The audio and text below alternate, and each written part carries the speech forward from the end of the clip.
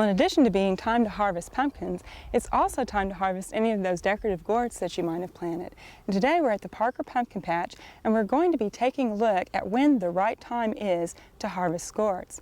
Well, first off, gourds fall into two different types. There's the cucurbita type and also the lagenaria type.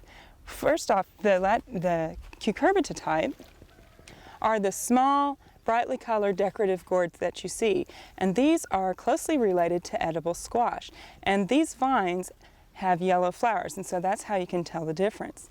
Now, the lagenaria type are the larger, hard-shelled gourds.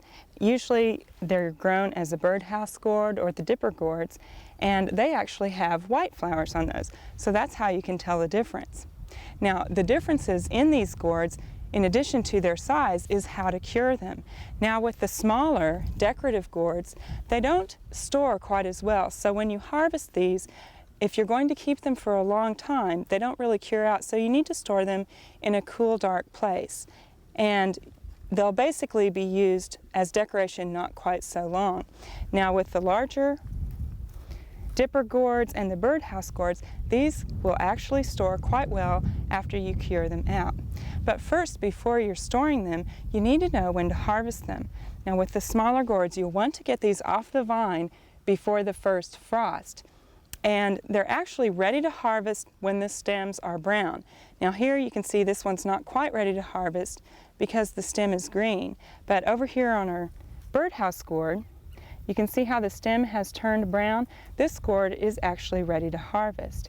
Now, while it's important to get these smaller gourds off the vine before the first frost, with these larger gourds that have a thicker shell, you can actually, they will withstand a few light freezes, so it's not as important to get them off the vine as quickly as it is the smaller gourds.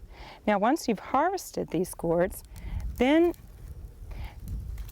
you can actually dry them.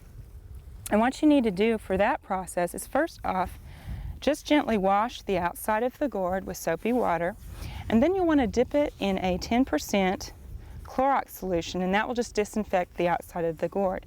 Then you can just set these up in a dry area, a dark dry area that has good air circulation, and make sure the gourds aren't touching each other, and just wait for these to dry. Now, you want to turn them ever so often so that they dry evenly.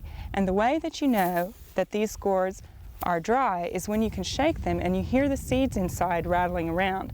That's when they're dry and they're ready to go ahead and either carve for a birdhouse or paint. Now, before you carve or paint them, you want to go back and just scrub them off and then let them dry thoroughly before you start painting on them or carving them.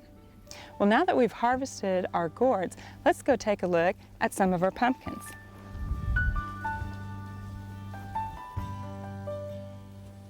Well, as with gourds, the key to getting a pumpkin that will store well is to harvest it when it's fully mature.